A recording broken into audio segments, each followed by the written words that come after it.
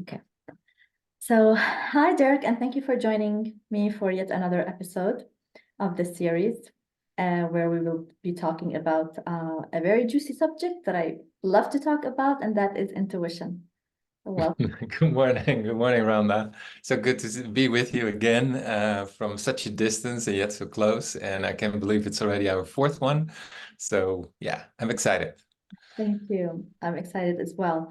So, intuition, this concept that was planted inside of at least my mind and for us in our culture, that this is something only for spiritual people. It's only for like the woo-woo people. It's only for those who cannot maybe depend on their critical thinking,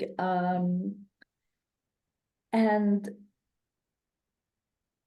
this has pushed me, I know, for a lot of those reasons, for this programming, it has pushed me to um, reject this inner knowing.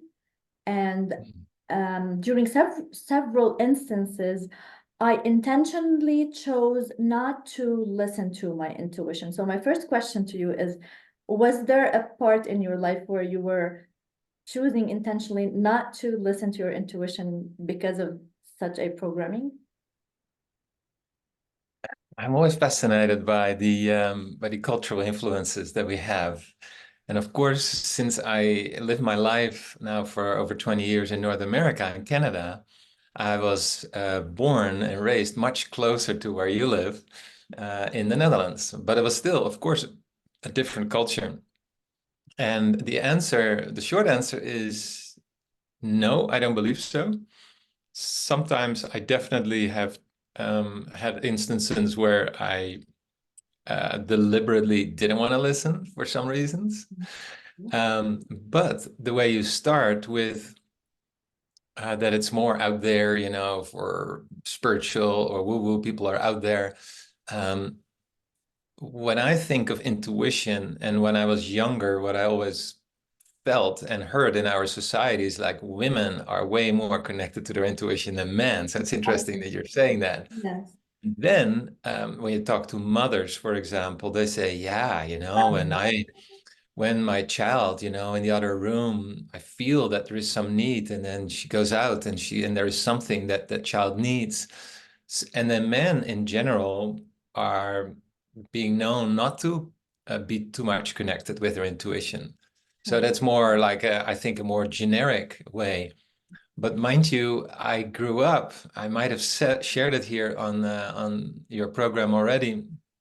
Is I grew up with a mom that was, when she was 18, she was having a very close call with death. And she had this, well, today people call this a near-death experience. Of course, I don't know everything, but she has been in that beautiful light and she has been, and then she came back. She was very young still. And then later she gave birth to her three sons, but she raised us with, I think, a different awareness than maybe many other children in my environment were being raised with. So I think naturally I have a deeper understanding that there are elements in life that we can trust. And I don't want to use the word should, but that we can trust, but we're not being taught that way in our culture. Yes, definitely. Thank you so much for sharing your experience around that. And I do hear that a lot, how, like you said, women and especially mothers are connected to their intuition. And this part is something that I'm very passionate about sharing, especially when I started learning about the science behind intuition, which is what I will be asking you to share a lot more about. But um, because often when mothers and women are um, in tune with that inner capacity, with their intuition, and we're sharing things that don't make sense to the rational mind, to the masculine, um, we often, the feedback that we hear is somewhat um, a condescending look on that superpower that I like to call it. Again, because it does not conform to the masculine way of thinking. And so when I started learning about the science of intuition and how now science has studied intuition extensively and has categorized it into 3 categories, and even how experts in fields like business, for example, have extensively studied the effect of intuition on the success of businesses worldwide.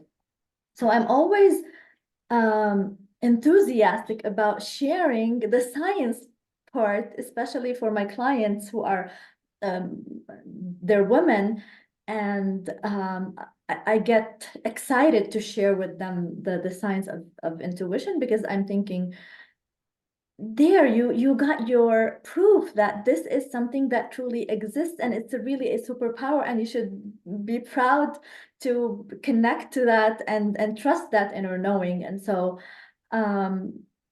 learning about the science of intuition, and I would like to add something also. What also fascinated me when I started learning all of that about what science calls the intelligence of the heart, this is something that I deeply resonated with, because it is something that I learned through my Sufi belief, the power of the heart.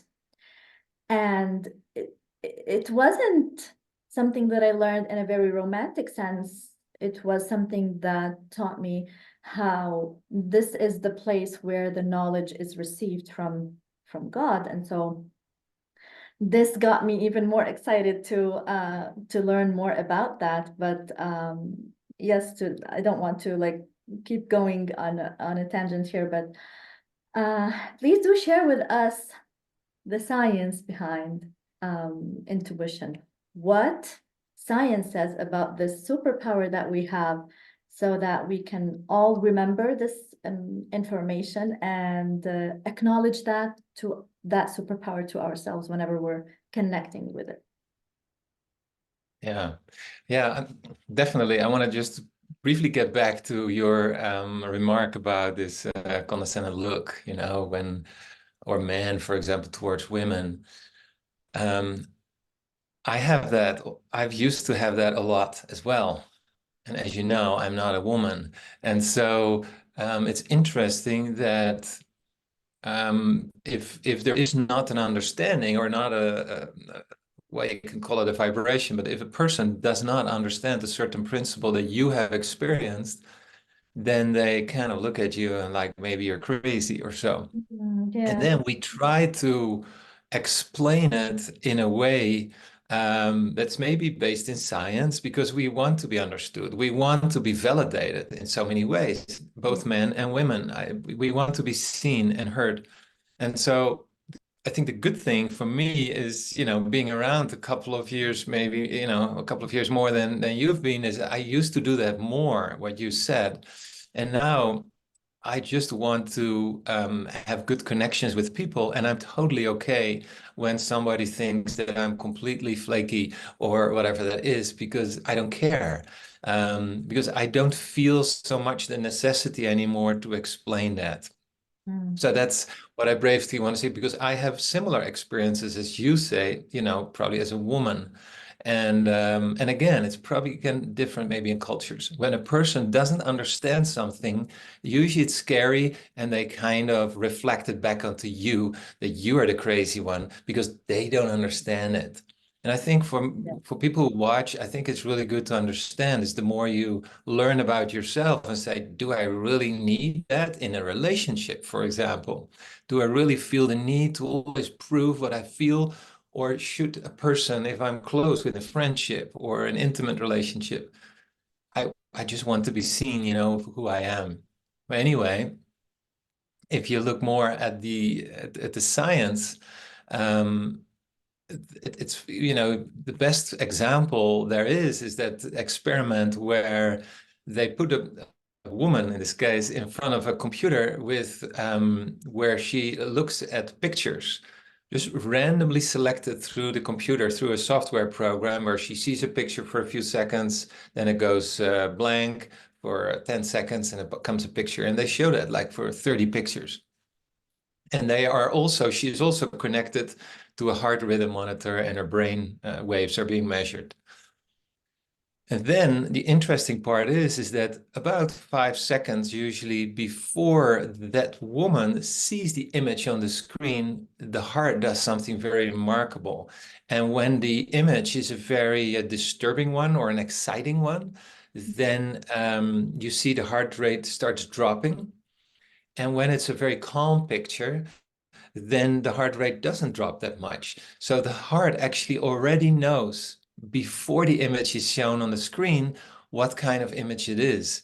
Well, then if you talk about flaky woo-woo, people could say, that's ridiculous, that's not possible. It's randomly selected, there's no way that a person can know that. Yet they've been replicated, those studies all over the world. So what is that? And then so you go into the science. I find it the most fascinating one to always show people. And so the easiest that I had always explains is when you use a tuning fork. And a tuning fork that you have with a certain frequency, and you get that tuning fork going against a piece of wood, for example, and you hear the tone. If you have another tuning fork that is of exactly the same frequency, then that one automatically goes without even touching it. So there is a resonant frequency there that gets the other one going. But if the other one is even a little bit differently tuned, then that one won't go. And so if you talk about the field that we live in, so the entire geomagnetic field around the planet, that contains information. All of the information is really hard to understand that, but all of the information that ever happened on this planet is in that field.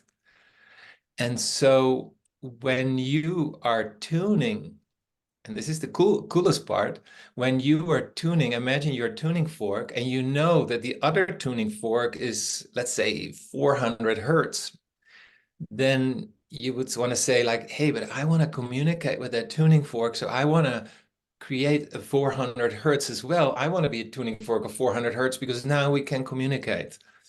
And in this case, the frequency around the planet is actually really low. It's actually higher in the last few years, but it's the base frequency is about 7.8 hertz or so.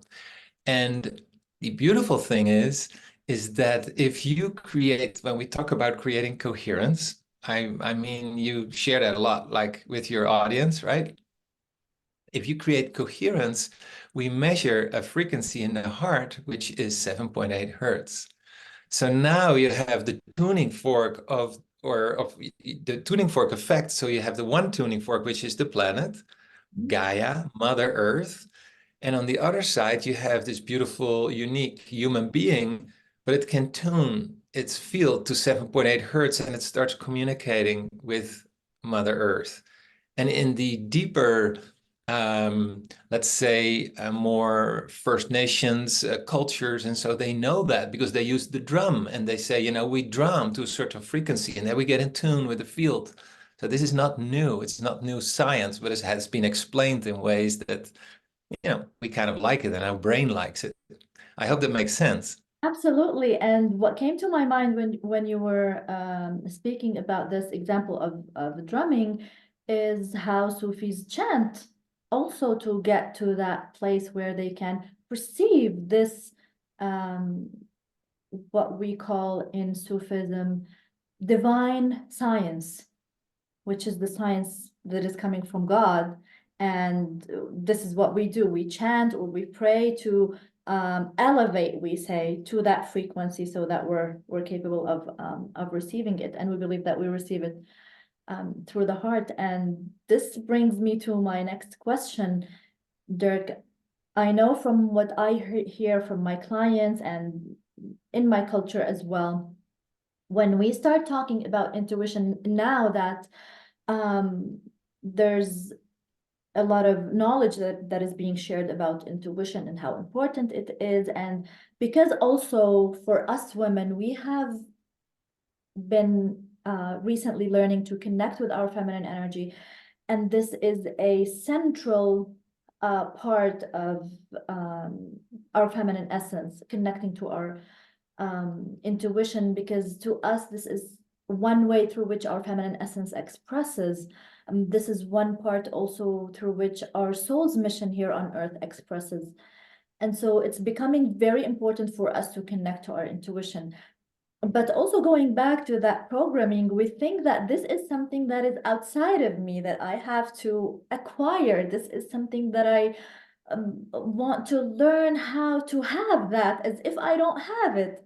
And so these are the kinds of questions that I sometimes receive. So I would love for you to speak a little bit about that. Hmm. Well, I really like what you're saying about the chanting, you know, and Sufism, because we derive our modern science is being derived from the most ancient wisdom. And so we never forget that. Often we have been presented with a fact like, here's science and here's old wisdom, and they don't match your spirituality. We derive our most cherished, science from the old. Like we know that, for example, chanting is one of the most effective ways to get your heart into coherence. Yes, Vegas nerve. There you go. And That's so the true. Sufi masters, and so that's all being known on that level. And some people wanted to have it explained in science. But your question, and of course, I really love that question. I always seem to love your questions because we resonate with one another. The cool part is that I do anything that I can when I work with my clients to show them that they don't need anything outside of themselves to create anything they want. And with intuition, you talk about culture, we talk about programming. People think that they have to sit in a certain position with their legs crossed. Um, Men, especially, they sit somewhere and they shave their heads. I didn't do that for that reason. It's a whole different reason. But I mean, or we have to hum, or we have to do whatever it is, or even the chanting. It can help, but it's only one way. And we do not need anyone. And I always think about the intelligence that lies in our bodies. When your mom gave birth to you, as soon as you came into this world, you didn't have to be taught, you know, how to breathe. Your heartbeat was there. There was a divine guidance that's always been there, up there to up to today. So there we have this literally God-given intelligence inside of us that we have forgotten, you know, in our society, because it makes sense, because the more dependent we are from certain rituals and all these things, the more we can be controlled. And that seems to be a theme, you know, these days. Nobody can deny that any longer. So some people can sit in stillness. I like to, for example, to be really in nature a lot, because then I feel it's my nature. I need to feel calm. However, when I, for example, sit with a friend and we have a cup of coffee or a beer, whatever time of the day, and we chat about things that we're really excited about, then there is something that comes to me that otherwise I wouldn't find when I started thinking about it. There's something comes up, and that is also an intuitive guidance. Or when some people are really working, you know, because they love the work that they do and they work hard and they do these things. And in the process of the work, things come to them and they have suddenly certain insights that they pay attention to. But I think the most important part of intuition is that we have to ask. It's not something that just naturally only comes to us. We need to be open to that and say, yeah, I want to learn, or I'd like to know, I want to understand something deeper. And then we get this guidance. And then it's my experience that the more I am in a coherent state, and that's then proven by the science, the more I'm tuned to the field, and it's easier for me to keep that line open. It's like, you know, driving in the countryside in your car, and you want to find some music, and you tune the radio, and then there's a lot of, you know, there's a lot of noise, and so you cannot. It's not great. And then you come around the corner of a mountain or so, and suddenly it's crystal clear. you know, and you hear the stereo in your speakers, you hear the beautiful music, that's when we're tuned into the signal. And then the noise disappeared.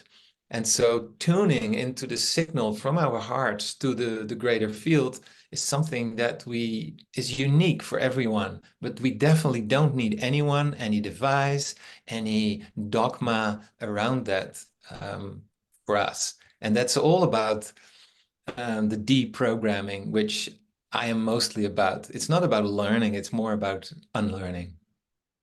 Yes, definitely. I agree with you. Thank you for sharing this, Dirk. And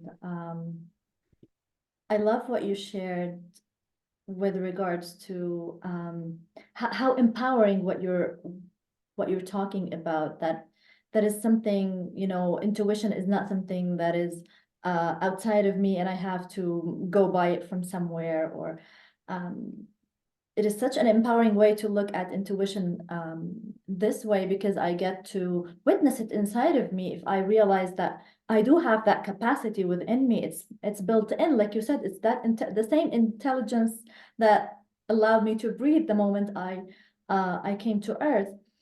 And so I hear you saying that all of the answers that I would ever ask for are there. They exist. The answers are there. The solutions to the problems are there. The effective decisions that I can come up with exist already in the field. And my job is to only better connect to that field, and through how you describe it, tuning in to the resonant frequency of that field. And that requires me to come out of my head and out of my fears and my traumas and my programming, and to allow that voice inside of me to be heard. And I think it is worth mentioning that our hearts are always speaking to us. They're always giving us information, but we're not always listening because we're lost in that chaos inside of our minds.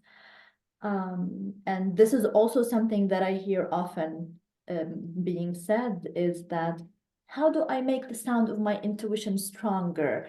As if like I have to turn up the volume, but it's all like, and like you said, I don't have to do a special setting for me to access that that capacity, that knowledge. It's not something that requires me to, I don't know, like go live in a cave or something, but I just need to, like you said, be in that state of coherence. And I love how this portrays, let me say, intuition as this divine knowledge that requires me to be in a state where I am not confined by the fears and confined by the where I'm a little bit liberated from all of that, and then I'm capable of connecting to that higher field. And I think that at that moment it doesn't feel very much disconnected from it. It doesn't feel like it is an entity that is outside of me. It's there inside of me and it's speaking to me, and it's and so if you want to share with our audience, Dirk, if I may ask you to share maybe some very practical, quick, easy, fun, and juicy technique that they can learn here to be in coherence and learn how to silence this and tune into their hearts, to activate that intelligence within their hearts. Well, I always like to follow your guidance. And so when you say practical and fun and juicy, then I will do that. So you better be careful what you're asking for. Okay. But what I want to say is that it doesn't indeed make sense when you use the analogy of the radio station, that you can't hear the signal, the music beautifully. So you turn up the volume, you get more noise. Yeah. And so you can turn the volume down, but you can tune the frequency more. And that is, I believe, the most important. And then secondly, and then I get to your last question, is that we are divine human beings. And it's my, inspiration to help people recognize that we are divine human beings. We are the divine feminine and the divine masculine. And if we tune into that divinity, we've been told in our society that we are far from that and that we're not worth things and that suffering is normal and all these things. But if we tune in to, most people like to believe that we are a piece, a divine expression of God or of the Creator. And so if we begin to recognize that part, then we already open ourselves to the possibility that it might be possible that that's true, even though it's still hard for us to believe that way, or believe that. And so if you or listeners would just maybe close your eyes or just sit and look in the eyes of one of us. It doesn't matter. And just first of all, take just a deep breath and just notice that you might even ask yourself, but he doesn't say whether I breathe in through my nose or not, or how long or how deep. Just take a breath because you know how to take a breath. And you take it just slower than you maybe normally would do. So you slow things down in your body. And just notice, maybe your thoughts start going about this topic. Maybe you have some pain in your body or you're anxious about the next hour. Is it possible for you to really just feel that breath for now? Because there is a beauty in this moment. There is a beauty. There is, maybe you feel a truth in the words that Rhonda and I share. Maybe you can breathe through these words. You don't have to think about them. Just feel. Sometimes there is a resonant truth in what people share. And if we can tap into that, we can feel that, maybe in the breath in your chest. When you're breathing, say, yeah, I am actually a divine expression of our Creator, but I don't know how to get there, whatever. You just take another breath and you just feel there is a deeper truth to that without trying to do anything different.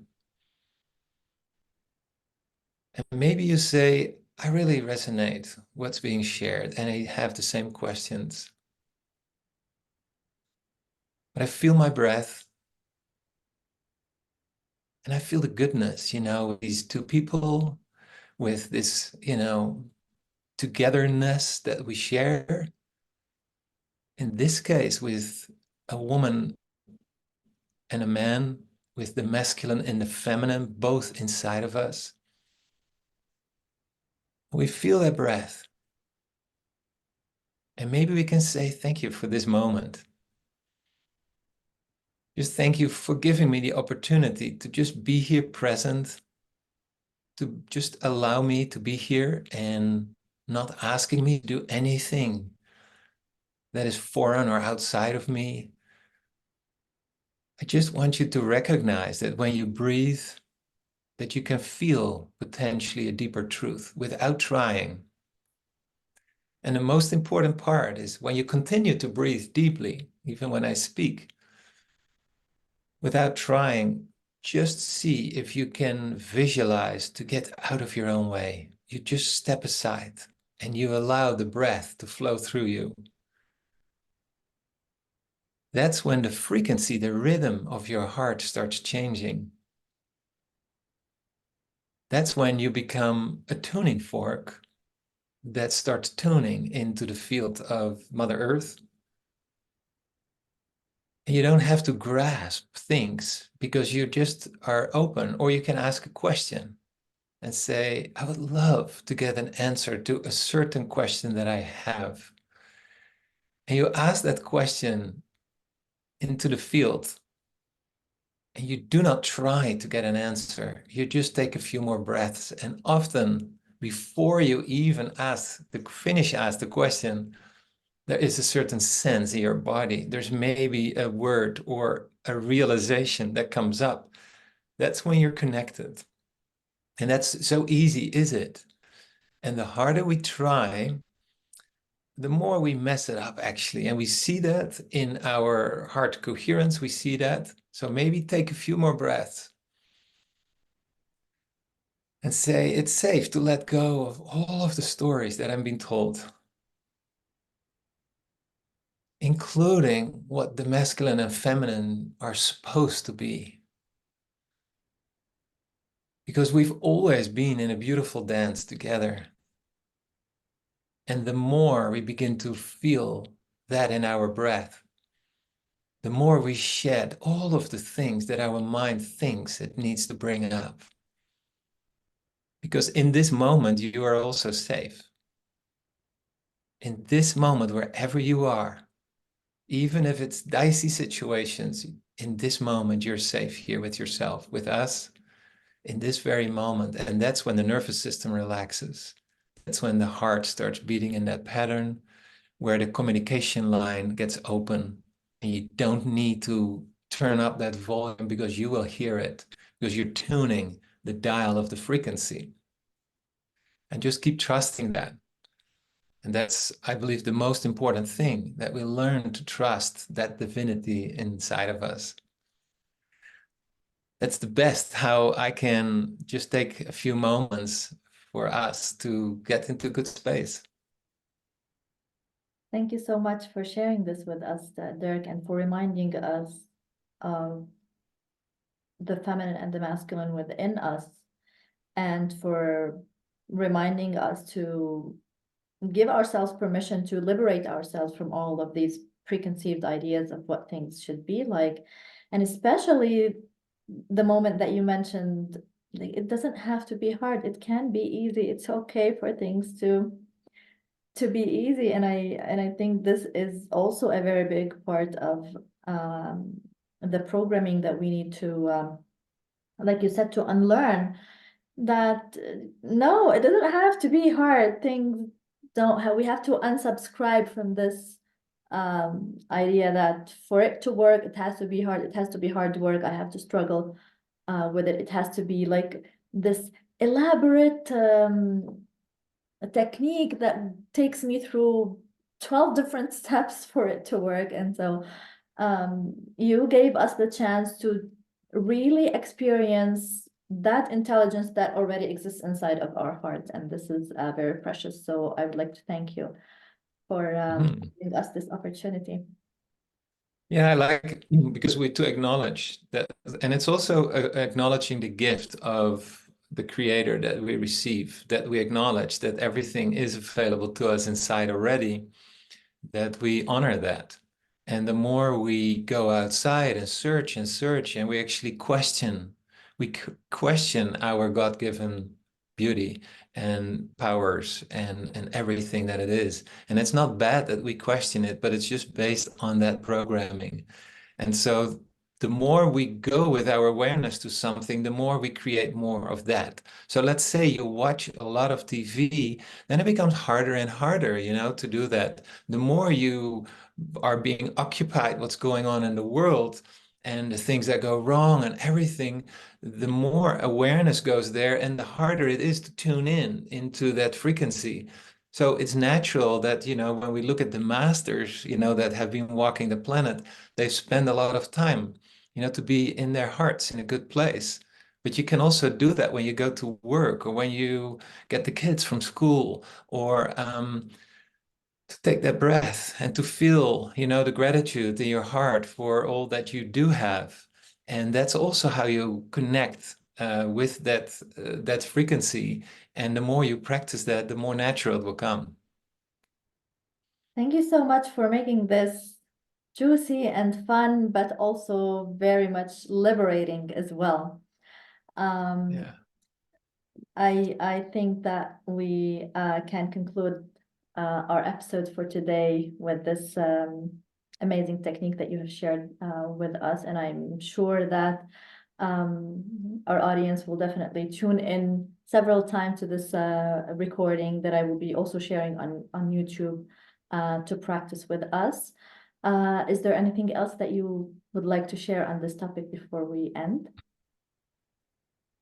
Well, the only thing that can come up right now is that I'm very grateful, first of all, for you to give us the opportunity. I'm very grateful for you who has the courage to do this, you know, and reach out every single day to our to our family. But the most important thing is to recognize that there is no separation between us, only in our minds. That means there's no separation between the divine intelligence in us. It's inside of us. There is no separation between the masculine and the feminine. And so we are deeply connected. And the more we tune into that, the more we learn to trust that, the more beautiful it is, you know, and human connections, our connection with life, our connection with our deeper self or higher self. And I think that's the most important message that we maybe can take away, because there is no separation. If we can download information, well, you know, intuition, if it comes to us, you might say, but where does it come from? And maybe in another topic, we can maybe go a little deeper at some point and say, because my question that I often get from people is that, but how do I know it's my intuition and it's not my mind making it up based on old patterns? That's the question that I get the most. And What at is some your point, answer to I'm that? very open to get deeper into that, because that is also a bit of a learning curve, that we can learn to trust that. And then at some point say, yeah, I know it comes from here. It's some imagination or old programming, or I really know it comes from here.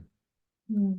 Thank you for sharing this, Dirk. And as usual, we are open to receiving questions from anyone who watches this recording, or if anyone was watching the live, we would love to get back to your questions and answer them either through the comments or even to make other videos about any topics that you would like us to talk about. Thank you for the beautiful message that you're leaving us with. This is a perfect way to end this episode. And we will meet next month, inshallah. Thank you so much, Dirk. Definitely. Thank you to Definitely. everyone who Thank you. joined us. Thank you, everyone. Thank you, Rhonda. Bye bye.